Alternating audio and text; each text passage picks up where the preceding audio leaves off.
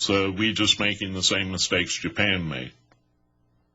Well, to a greater degree. And that's why China and Russia and Brazil and Venezuela and India are hopping mad that all these things are being done. And they know they're being done deliberately. They know they're suckers. They got. So what are they doing? Buying dollars and converting it into commodities? Bob, that's a good idea. Bob, originally they got stuck with all those dollars. Yes. 64.5% of world foreign exchange reserves of countries other than the United States are in U.S. dollars. It's a raping. And the countries that aren't heavily in with the Illuminati, they just go to them and say, well, look, this is what we're going to do. You either do what we want you to do and buy these treasuries and do this, that, and the other thing, and if you don't, we shut off your Internet, your communications, your air travel. We won't let your people into the United States. They'll have to get visas, and on and on and on.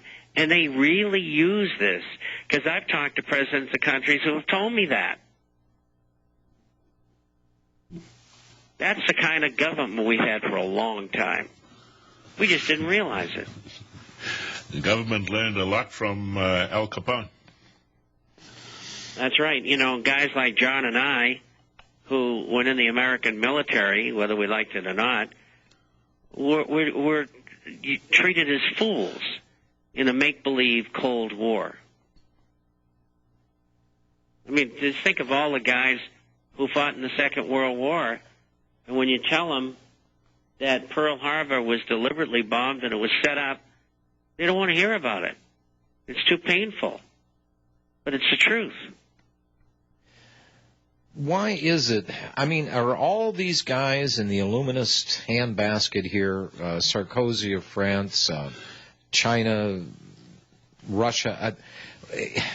Let me expand on my earlier statement. I was talking about company owners and corporate guys and whatever else that, wait a minute. Why are we not dealing with our own currencies, go back to the old exchange rates, how we used to do business, forget this global governance thing, because this thing is not panning out for anybody. How far into these governments do they have their hooks? Why are they not just telling these guys, go take a hike? We've seen what you're capable of, and we're not going to trust you anymore. The government is totally controlled. And they've gone too far, and they're going to go further. And they think they're going to be able to use the military to suppress us, and I get news for them. It ain't going to happen, because we're going to join the military, and we're not going to let that happen. No, we're going to help law enforcement, whether they like it or not. And we're not going to let these people run us into the ground. And we're going to have trials, and we're going to hang them along with their families and take all of their wealth and put it in the U.S. Treasury.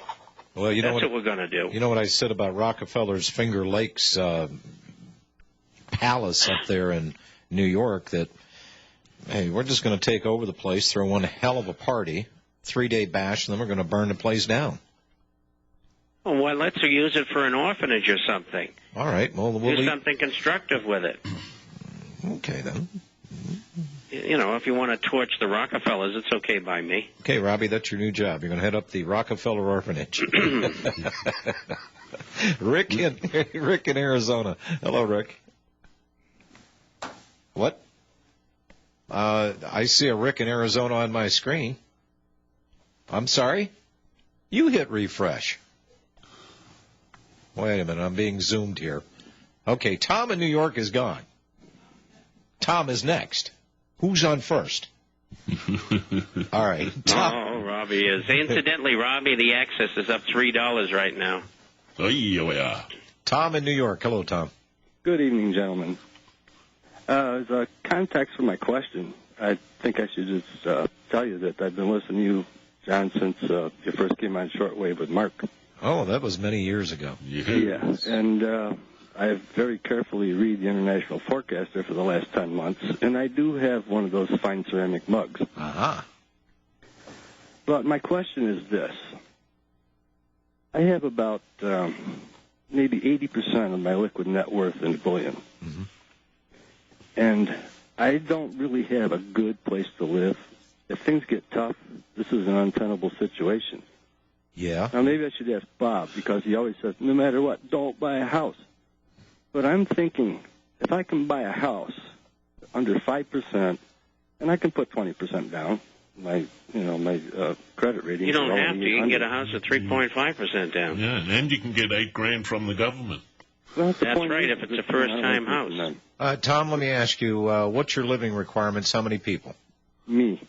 Okay, I got a grand idea, and it occurred to me yesterday. I was out on the old motor scooter here before the weather set in Texas, and I saw, you know how they pre-manufactured homes, whatever. Yeah. I saw these cabins that they're prefabbed cabins, big enough for 1 or 2 people, plenty of storage room. You can cart this thing, buy yourself a plot of land someplace. You can plop this thing anywhere and own it outright. The problem is that if you go in and you start buying real estate, and I don't give a damn how cheap you get it, it's a matter if you're going to be able to hang on to it, or what's going to happen if you've got a mortgage with a company that goes belly up or gets sold or gets blown out or whatever. I am of the state of mind, if you can possibly do it, own it outright and then protect it with your rifle. Point taken. Yeah. Are those the log houses, John? No, these no, they come in. How much do they cost? Not that much. I was looking at one the other day. I think it was like $24,000, $25,000. And I'm sure you can load it up with the goodies and whatever, but hey, you can go out there and find all kinds of deals on appliances and all kinds of stuff. And you don't necessarily have to buy new either. It's interesting, but it doesn't really address the point. Okay, the point.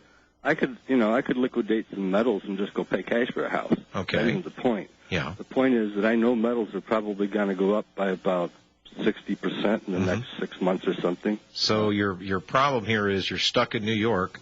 Yeah. When do you jump? And the thing is, if I need a better place to be if this falls apart. And the thing is, I don't want to put my metals, I don't want to liquidate metals now because they're going to double and then they're going to double. And so the thing is, if I use cash, get into a place, get a mortgage under 5%, wait till the metals double and double again, and then just pay it off. Well, let me ask you. Doesn't that make sense? Yeah, it does. It does, but you may have to wait 2 or 3 years because you may be talking $6,000. Versus when is it going to pop, and are you going to be trapped like a rat in New York? Where in New York are you?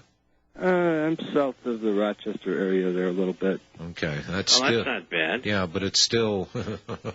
Yeah, you only have like what 12 million people not too far from you. They're going to be scrambling. Well, it's a 300-mile hump. Do you still work? It's a 300-mile hump from New York City. Tom, do you still work? I'm retired. Okay. Well, why don't you move to another state that's more favorable? For like a couple of years, and I can never really get it clear in my head the best thing to do, because if I get caught here, those metals aren't going to help me unless I can just throw them in my truck and drag them around. Unless you can park them in another location and have access to it. Because then the only thing you really have to worry about is what you want to drag with you, what you can leave behind, and what you're going to pick up on along the way to your next destination. The thing is, I need a place to get something you should generated, consider. get everything set up, and get everything put in place before it happens. Bob, I don't think he can hear you. Tom, Bob's trying to talk to you. Something he should consider is real estate's gone down in the United States, and you can go to Florida and buy a home 60 to 70% less than it was selling for at the peak. And so you can get a nice home for $150,000 and do that to 3 or 5% down. They'll be happy to do that. And then you've got a home. You're not working because you're retired. And so there's the home you wanted. And just get yourself a gun safe and put it in there. The crime rate down the Gulf Coast of Florida is very low. I know I used to live there. And, yes, it's warmer than some people would like, but it beats being dead. Well, I appreciate that, and that's why I'm asking, because I could buy a house here for that. Yeah. Same amount, and I can buy it out in the woods. Where a car goes by every 3 days. So I guess you do have some options. Your problem is your timing, and that's going to be your best guess. You don't want to tie any of that money up that's in gold and silver. Okay, but if I had cash to put down and to get into the house, it wouldn't be a bad idea.